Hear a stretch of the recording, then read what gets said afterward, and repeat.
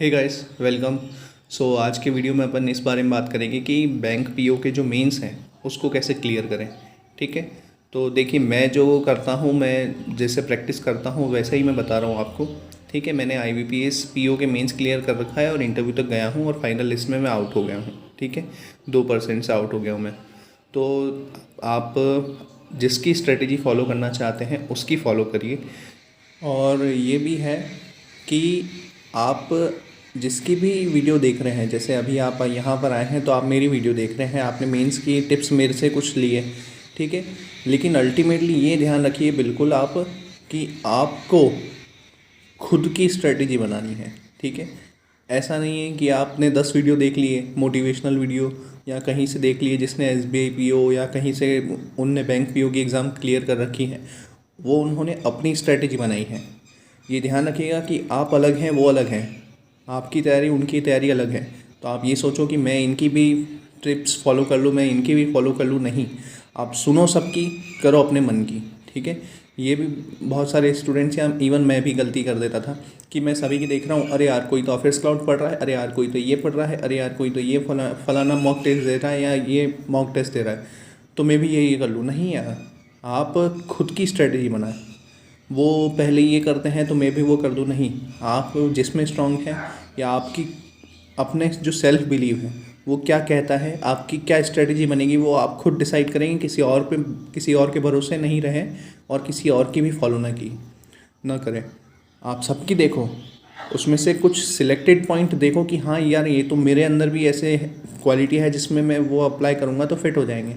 तो वैसे स्ट्रेटजी बनाओ और उसी को फॉलो करो। ठीक है, अब मैं जो करता था जिसकी वजह से मैंने मेंस क्लियर किया है मैं वो बताऊंगा, है ना। तो देखिए क्या है कि मेंस क्लियर करने के लिए सिंपल सा फंडा है, बहुत सारी प्रैक्टिस। ठीक है, बहुत सारी प्रैक्टिस। और उसके जो बेस है, उसका बेस ये है कि आपके बहुत अच्छे कंसेप्ट क्लियर होने चाहिए।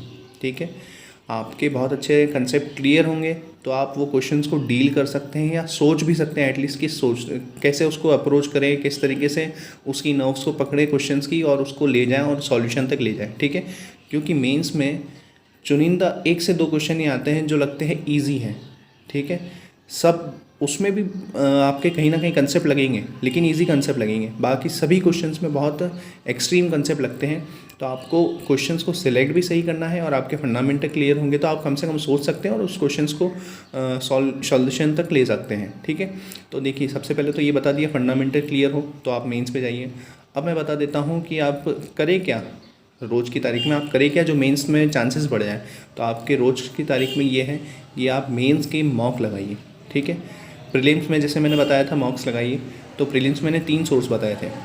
अब यहाँ पर मेंस में क्या है कि आपको क्वालिटी क्वेश्चंस भी मैटर कर जाते हैं, है ना। एक्सट्रीम क्वालिटी के अगर क्वेश्चंस होंगे तो आपकी जो माइंड की नर्व्स हैं वो सोचने तक मजबूर हो जाती है जो एग्ज़ाम डिमांड करती है। क्योंकि एग्ज़ाम भी वही डिमांड करती है कि आप एक्सट्रीम सिचुएशन में कितना सोच सकते हैं और कितना जल्दी बाकियों से दौड़ सकते हैं। ठीक है, तो हमें हमेशा अपने वर्स्ट के लिए रेडी रहना है। ठीक है, आप इजी मॉक देंगे या फिर अपने स्कोर इजी के थ्रू बढ़ा देंगे तो नहीं, आप सबसे टफ मॉक दीजिए और टफ मॉक देने के बाद आपकी क्या सिचुएशन रहती है उसको एनालाइज कीजिए और उसको इन्हेंस करिए। ठीक है, अब मेंस का मॉक्स के लिए 2 सोर्स बताऊंगा मैं आपको, स्मार्ट कीड़ा है और ऑलिव बोर्ड है। ठीक है, आप यहाँ पर जा सकते हैं, मेंस के मॉक्स दीजिए।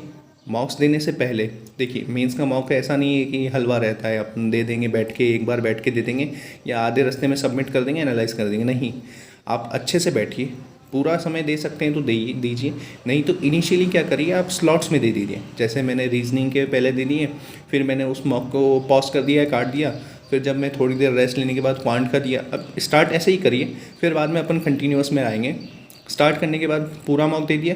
ठीक है, पूरे मॉक में आपने समझ लिया कि कैसे सेटिंग बन रही है, फिर उसको क्वेश्चंस को सिलेक्शन कैसे करना है। ठीक है, उसके बाद आप पूरा गो थ्रू करिए एनालिसिस में।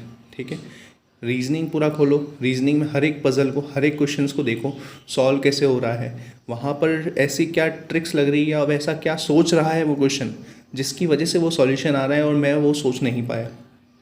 ठीक है, अब जब आप सभी को एनालाइज कर दो तो आप ये भी एनालाइज करो कि मुझे इसमें से ऐसे कौन से क्वेश्चंस कर लेता मैं ताकि मैं एटलीस्ट एवरेज तक आ सकता या मेरे परसेंटाइल 90+ चले जाते हैं। ठीक है। तो आप उसमें क्वेश्चंस को वैसे सिलेक्ट करिए। देखिए हार्ड वर्क लगेगा, ठीक है, विथ स्मार्टनेस करेंगे आप तो आपका चांसेस बढ़ जाता है। आप पूरी एनालाइज कीजिए ना कि अपने पास क्या है, अपने पास माइंड में, क्योंकि आपको मेंस में अपने नॉलेज को बेटर वे में प्रेजेंट करना है, ठीक है। अब वहाँ ऐसा तो है नहीं आप सीक्वेंस में क्वेश्चंस चल रहे हो और लास्ट के जो 2 क्वेश्चन है वही कर लेते 2-2 मार्क्स के जो आपको आते थे, बाकियों को भले नहीं आते हो, आपको आते थे, आपने वो नहीं किए, ठीक है। तो आपसे वो बढ़ गया आगे कोई दूसरा।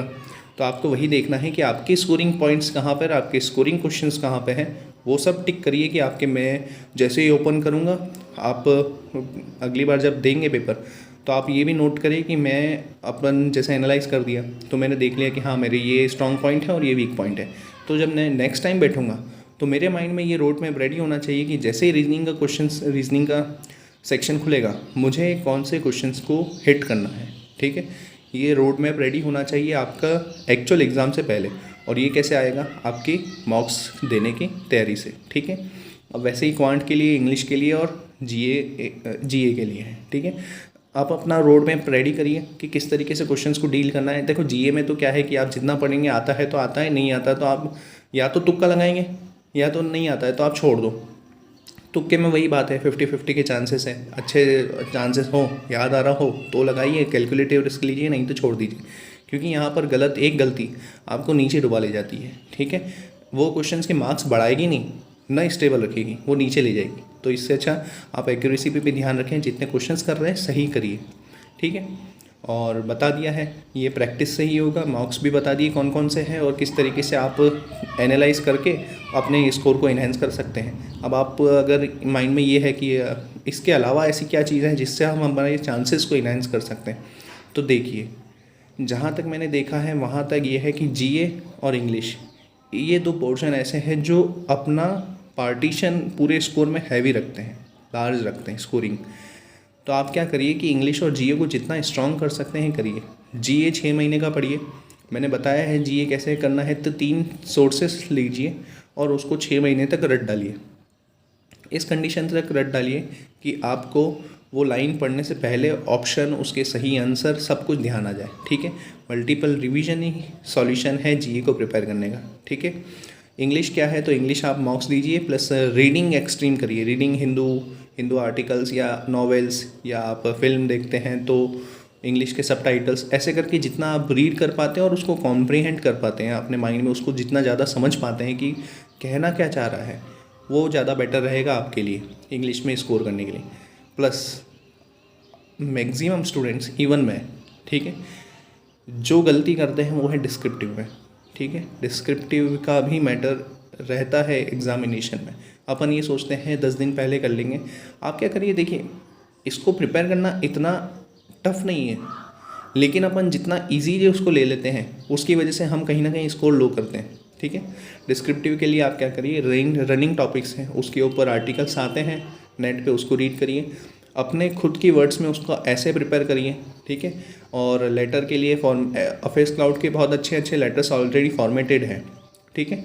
तो फॉर्मेट एक बार देख लीजिए और उसकी बॉडी में चेंज क्या करना है। 1-2 लाइनें कॉमन रहती है हर जगह, कुछ थॉट्स ऐसे रहते हैं जो कॉमन रहते हैं सब जगह फिट करने के लिए। तो आप वो 2-3 नोट्स बना लीजिए और उसको पुट कर देने कि एग्ज़ाम में इस टाइप का लेटर आता है तो हम ये वाली लाइन फिक्स करके रख ले रहे हैं और उसको लिख लेंगे, ठीक है।